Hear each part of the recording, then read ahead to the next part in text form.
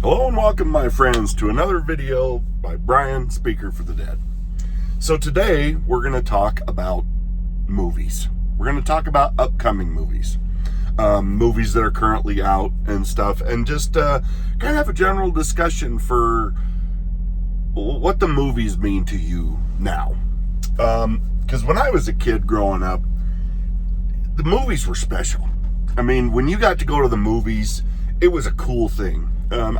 Granted, we lived like 50 miles from the nearest theater. So it was kind of a trek back in the 70s and 80s to actually go in and watch a movie as a family. It was expensive just to get to the theater, especially in the 70s when the gas was so expensive, kind of like right now. But it was special. And so I remember those things really, really well. Especially because during that time period, the drive-in movie theater was a big deal. That was still a major place where people went to see films. And it was awesome and really awful all at the same time.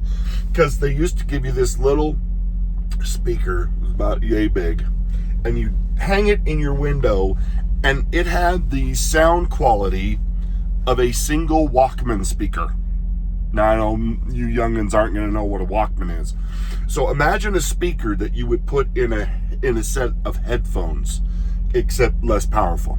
And then they put it in this thing and overdrive it to the point where any loud noise would distort the crap out of it. Oh, and by the way, it was in a metal box. So it's like, yeah.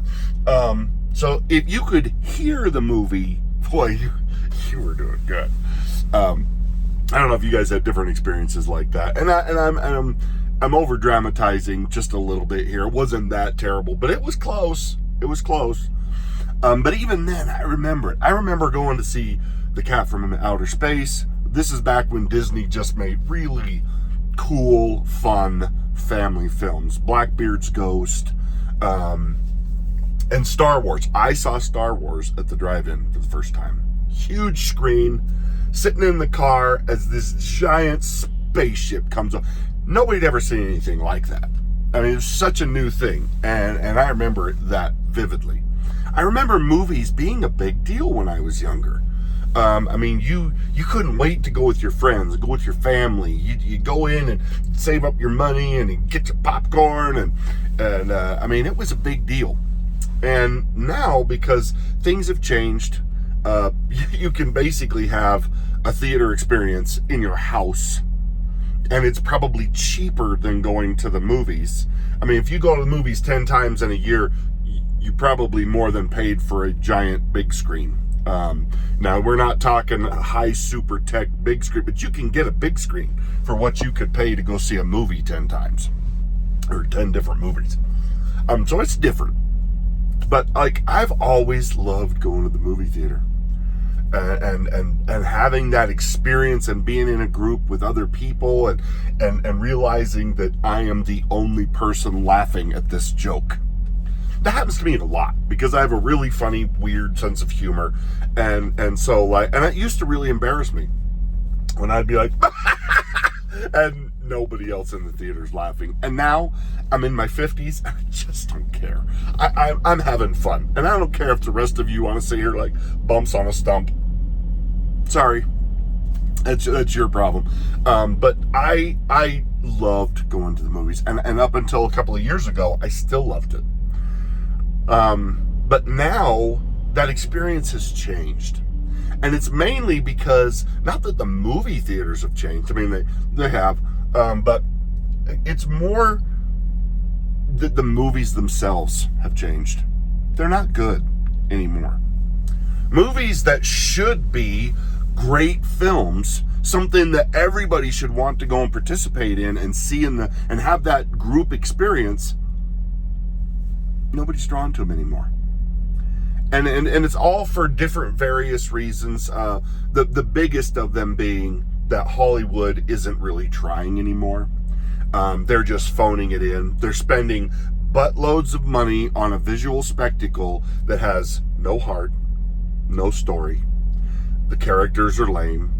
There's political machinations that are happening behind the scenes. There's social contagions.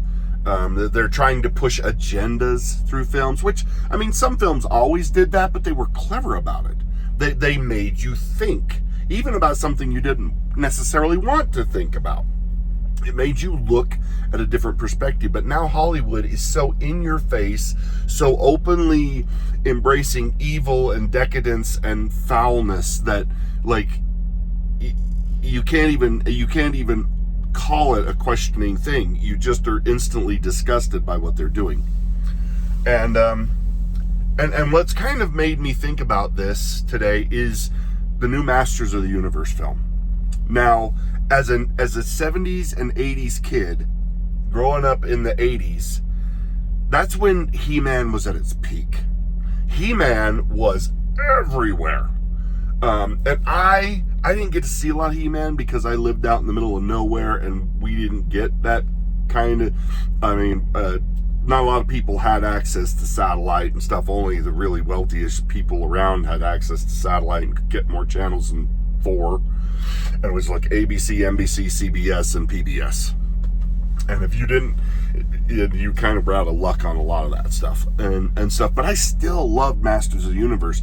I loved it. It taught good lessons. At the end of every one of those cartoons, they would have this moment where they'd be like, now this is why this happened, and they'd teach like a moral of the story. And a lot of cartoons did that, either directly or indirectly.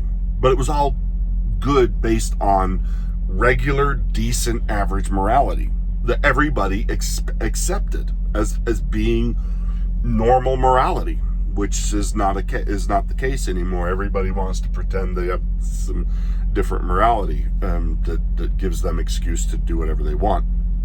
And but this is a movie that should appeal to me. Even in my 50s, I should still have the nostalgia to want to go and see this film. And yet I absolutely don't. We were having a family dinner with my whole side of the family here a week ago, and I remember this subject coming up, and we were talking about a lot of different films that were coming, or things that had already come out, and like everybody was just, you could tell there was just kind of a meh. It was just an overall, and my family loves movies. Okay, when I say my family loves movies, you don't understand. We spend most of our family gatherings quoting films at each other and trying to make the other person figure out where that quote came from. We love movies, and we share that love with everybody around us, whether they want that or not. They kind of get drug into it. In fact, most people are like, what are you guys talking about? Well, haven't you seen X film or whatever? And they're like, no. And we're like, what? We're a little over the top about it. But I mean, that's how movies can bind people. That's how people have those shared experiences of, and it makes you love being around other people and talking and being part of that. And you just don't really get that anymore. I mean, on a movie like He-Man, I knew that they were going to mess it up now. Because most anything that has come from the past in the last 10 to 15 years, Hollywood has taken and bastardized every single thing they've got their hands on. Whether it be Star Wars, Star Trek, Doctor Who, the Aliens franchise, literally every major franchise, MCU, all of them have been reduced to just garbage. Everybody's calling it slop. I prefer garbage because slop at least has some innate value in the fact that you can feed it to pigs and then make bacon out of the pigs. So slop has some value. Garbage literally has no value. It is the waste that cannot be used. And that's what we are getting from Hollywood. So it's not slop, it's garbage. Hot, stinky garbage that you can't even recycle. I mean, and so, but they keep trying. Boy, they're trying to recycle it. And it's just sad to me that that's where we're at. So, I mean, we should be excited for these big tentpole movies coming out this year. And like a lot of people are making videos right now because the low budget, low cost, creative movies that are being done by little independent filmmakers are actually kicking the crap out of the major big tentpole films right now. You've got Backrooms, which I know nothing about them. You've got Obsession, which I know they're both like low budget horror films, but I mean they're clever and creative enough that people are wanting to go see them. They're actually going because of word of mouth. And which is used to be what made a film great, is if everybody was talking about it, you got to go see this. It is fantastic. And not the shills and not the media. I'm talking about your friends. I'm talking about your family. They'll call you up and be like, dude, we just went and saw it. You got to go see this. We can talk about it. It's great. That's how you make a great film. That's how you know a film is great, is everybody around you has some connection to it. And you just don't get much of that anymore. Now, I'm not a big horror fan, and so I usually don't really go in for that kind of thing, but I completely understand the people who do. And, but I mean, it's so sad. Like, we've got the Christopher Nolan's Odyssey coming this year, which I love. Greek mythology. I love Egyptian mythology. I love Greek mythology.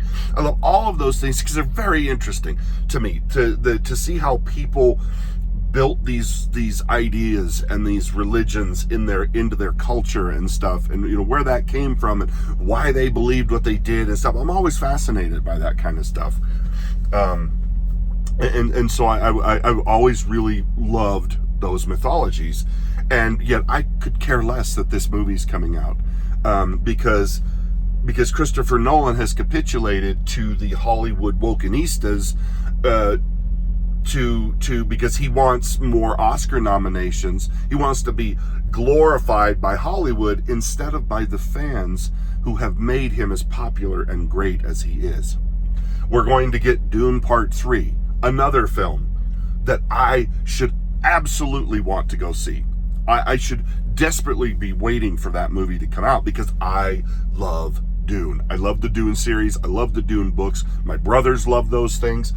And all of us have met this third movie with, I don't want to, because the first film by Villeneuve, whatever his name is, that directed it, was all right. There was some race swapping and some gender swapping in there, but it wasn't so bad that it was like, okay, he just suck. But in the second one, he completely went off the story. He completely altered the storyline. He completely changed everything about the Fremen and made it horrible.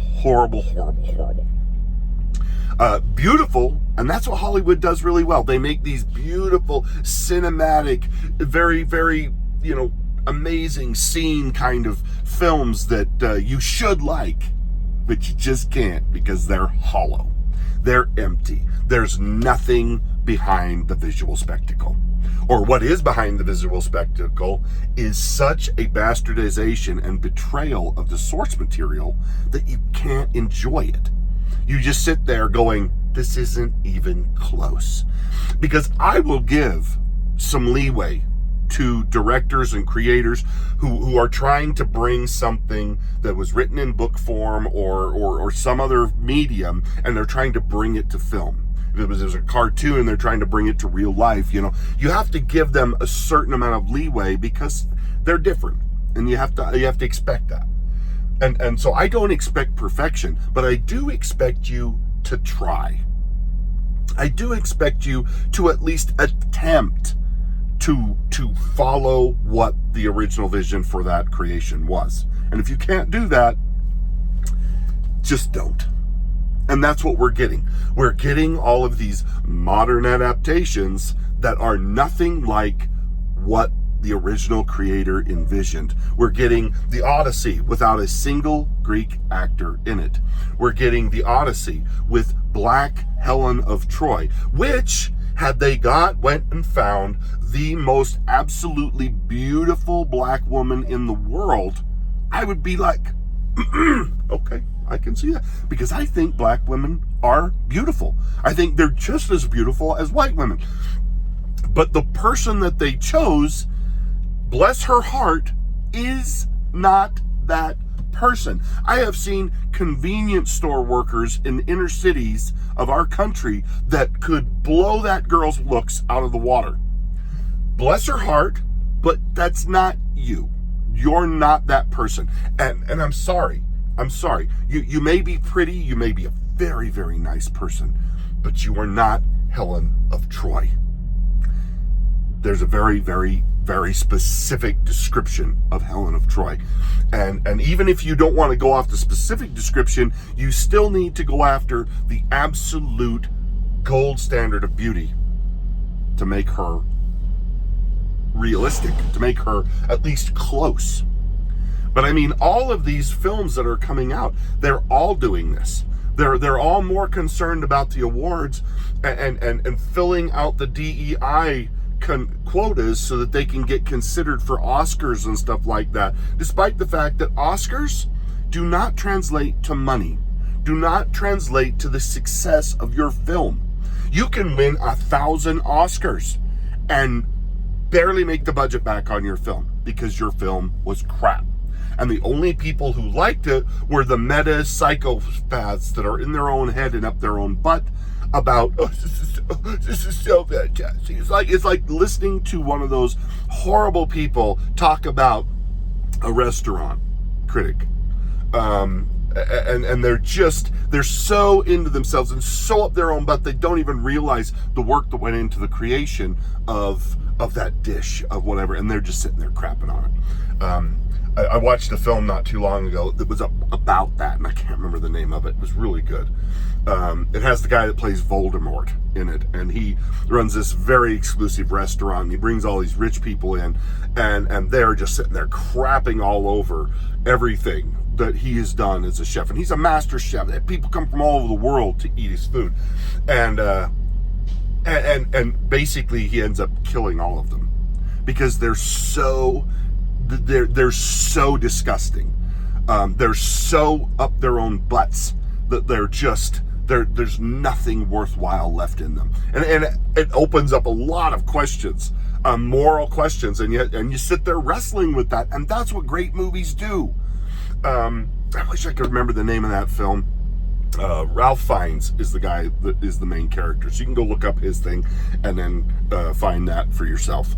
I apologize for not having that right off the tip of my tongue. But there are great movies out there, but far too often they get overlooked and dwarfed because of these big tentpole movies that are garbage. They're hot garbage. It's just like the new Avengers movie. I'm not really interested in that. And I loved the MCU movies. But I see what's coming, and I just see them, that they're still trying to add in and push these foul, disgusting DEI characters they created for their worthless TV shows, and they're still trying to push them into the foreground. Instead of fixing the damage that they've done, they're trying to reset so they can still push some of that stuff in there and pretend like it's okay. And it's just really not. I've kind of lost, and it's not superhero fatigue. Give me a great superhero movie and I'll go. But Supergirl is not going to be it. Supergirl with that horrible cow that's in the what is it? The House of the Dragon series, which is terrible, by the way. Disgusting. I mean, not at all on the level of Game of Thrones, which has its own problems with body parts hanging out in every single episode. But it is really sad to see the Superman movie was not great. It was not great. It had some great moments, had some good characters like Mr. Terrific. I thought he was actually the best character in that, and Guy Gardner, which is Nathan Fillion, he always delivers. But I mean, this is the problem, is that these movies and stuff that are coming out now, they make you not want to go to the theater. They don't make you want to go and have that experience with other people, because everybody walks out going, what did we just see? And nobody wants to walk out of a film that they paid for feeling like that. I went and saw Project Hail Mary, one of the first films in quite a long time that I walked out feeling like that was actually good. Wasn't perfect, but it was good. It was good. And we can't get enough of those. We get so much other garbage that it's broken the movie experience for so many of us. Now this video is a little longer than I normally would plan, but I really wanted to get in depth on this and talk about why these things are not popular, why we're not going together. And when we do go together, we're just like, oh my gosh, why did I spend my time on that? Because that's the one thing as a human being you can never get back. You can never get back your time. So how you spend it is pretty important. Anyway, thanks for watching today. Let me know what you think. I know I've covered this subject a lot, but I really want to dig into more of the specifics of what's happening right now. The problems with the movies that are coming right now that are keeping you from going and enjoying and taking your family and being a part of these experiences that we all used to take for granted. Let me know what you think in the comments, and we will talk to you guys all next time. Bye now.